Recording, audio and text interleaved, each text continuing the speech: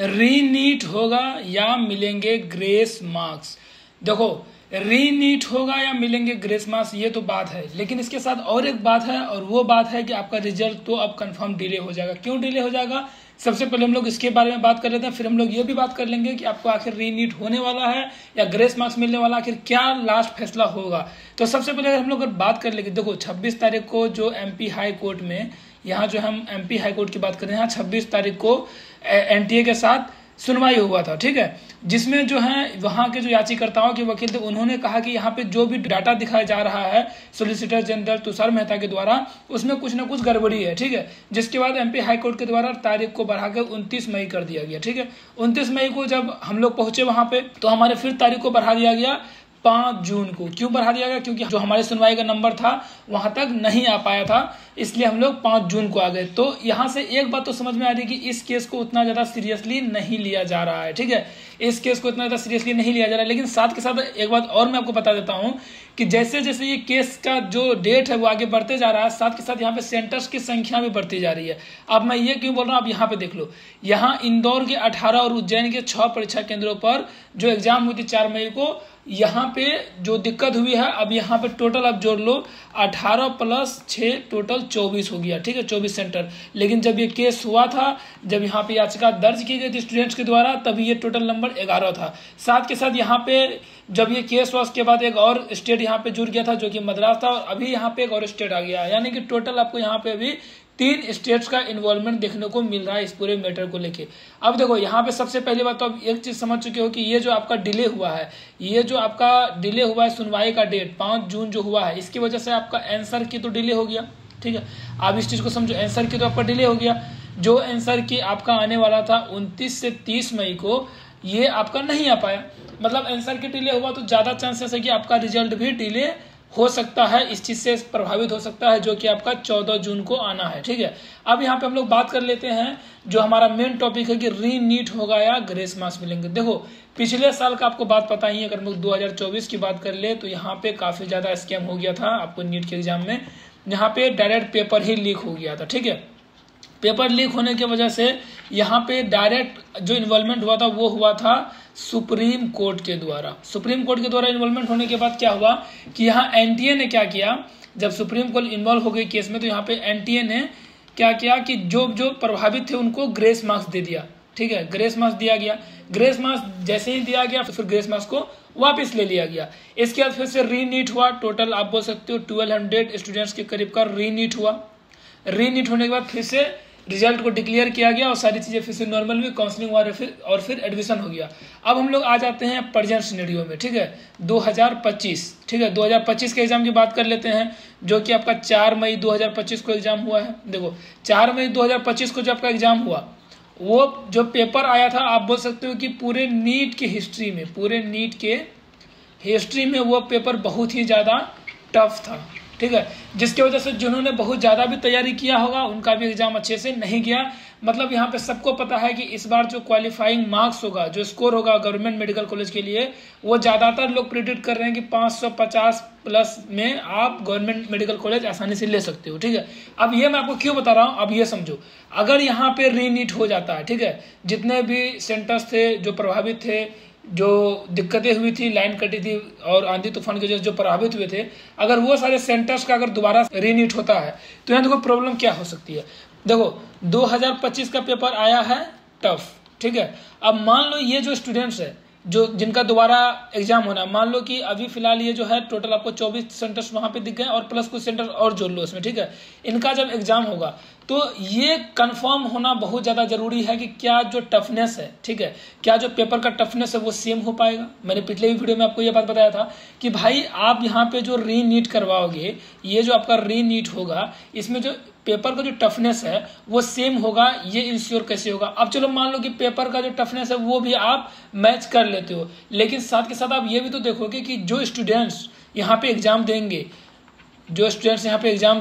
उन्हें तो पता चल गया है कि 2025 में पेपर टफ आया था और वो उसी अकॉर्डिंग भी तैयारी कर लेंगे, ठीक है, कि भाई पेपर टफ ही होगा। अगर टफ हुआ था, अगर मेरा रीनीट भी हो रहा है तो भी पेपर टफ ही होगा, तो मैं क्या करता हूँ उसी हिसाब से प्रिपरेशन कर लेता हूँ। अब प्रिपरेशन करने के बाद भी उनका टारगेट इस बार 720 नहीं होगा, उनका टारगेट होगा कितना, 500 प्लस या 550 प्लस। देखो आप इस चीज को समझो, एक तो पेपर जो टफ आया था सो तो आया था, ठीक है, जो कि मैंने आपको ऑलरेडी बता ही दिया है। पेपर टफ आने के बाद अगर रीनीट हो भी जाता है, ठीक है, रीनीट होगा तो उसमें क्या चीज सबसे पहले देखा जाएगा कि भाई पेपर टफ आया है या नहीं आया है। लेकिन भाई जब पेपर टफ आएगा भी तो वहां पे जो भी स्टूडेंट्स बैठेंगे, इस एग्जाम में जो स्टूडेंट्स बैठेंगे, उनका टारगेट क्या होगा इस बार कि 720 लाना है? नहीं भाई, उसका टारगेट 720 होगा ही नहीं, किसी भी शर्त में नहीं होगा, क्योंकि जब उनको पता ही है कि इस बार मुझे गवर्नमेंट मेडिकल कॉलेज लेने के लिए 720 नंबर नहीं चाहिए, यहाँ मेरे को 500 से लेके बोल सकता हूँ कि 500 से लेकर 550 में मुझे जब जीएमसी गवर्नमेंट मेडिकल कॉलेज मिल ही जाएगा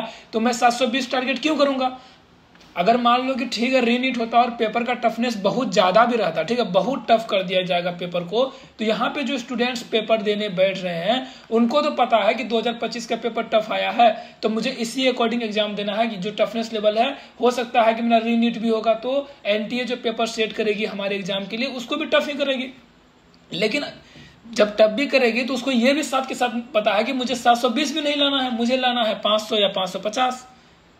तो यहाँ पे क्या होगा कि बाकी के जो स्टूडेंट्स हैं, जो टोटल आप बोल सकते हो 20 से 22 लाख के करीब जो स्टूडेंट्स हैं जिन्होंने एग्जाम दिया है, उनके साथ नाइंसाफी हो जाएगा।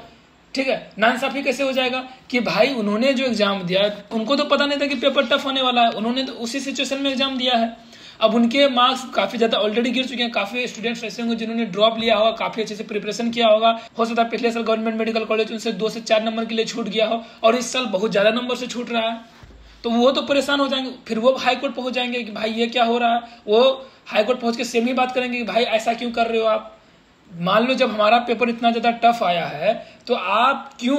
दोबारा रीनीट करवा रहे हो, अगर रीनीट करवा रहे हो तो फिर उनका तो ऑलरेडी ही वो पास हो जाएंगे क्योंकि उनको पता है कि पेपर टफ ही होने वाला है और उनका टारगेट भी बहुत कम है। तो यहाँ पे देखो, अब अगर रीनीट होता है तो ये भी नाइंसाफी है। अब अगर ग्रेस मार्क्स मिल जाता है, चलो ग्रेस मार्क्स मान लो 10 नंबर मिल जाए या 20 नंबर मिल जाए, कुछ भी मिल जाए, ठीक है, 1-2 नंबर भी मिल जाए, तो इस 1-2 नंबर से भी ओवरऑल जो आपका रैंक होगा वो काफी ज्यादा इफेक्ट कर जाएगा।